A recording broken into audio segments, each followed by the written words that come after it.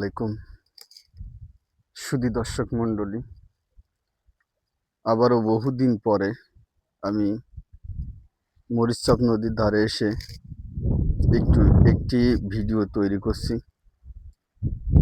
তো আমার প্রাণকেন্দ্র মরিচচাপ নদীর ধার প্রসঙ্গ দীর্ঘায়িত করব না।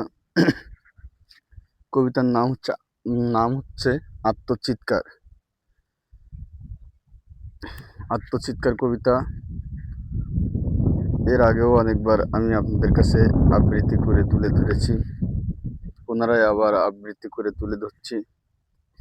আমি কুচক্রী দাবানল, হিংসাযজ্ঞ হিমিতল, উৎপীড়িতের শ্বাসরুদ্ধ হৈময়ন্তী, শত্রু কুশাঘাতে দুরান্ত হিঙ্গল, শত্রুর অন্যায় চিরদুরন্ত মাতাল, আমি উষ্ণমন্ত্রী অধীর, আমি আপনার আপন, শত্রুর কাছে ডিনামাইট করি সারকার, আমি বাস্তুহারা নির্হারা অন্ধ ল্যাংড়ার অহংকার, আমি কুমারী রমণীর প্রেমের অমর তৃষ্ণা, আমি পরাজিত প্রেমিকের বুকের বীজ জ্বালা,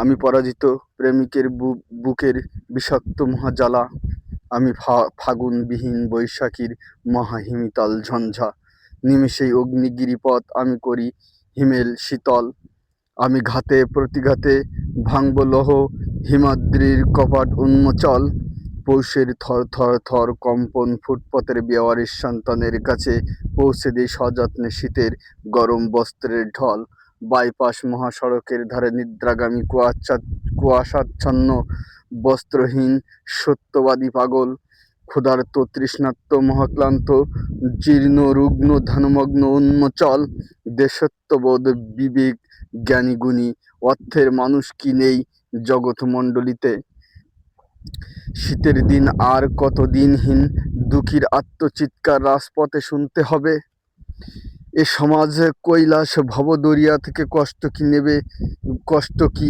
বিদায় নেবে, গরিব ফিরে পাবে কি তার জন্মান্তর অধিকার, গরিব ফিরে পাবে কি তার জন্মান্তর অধিকার।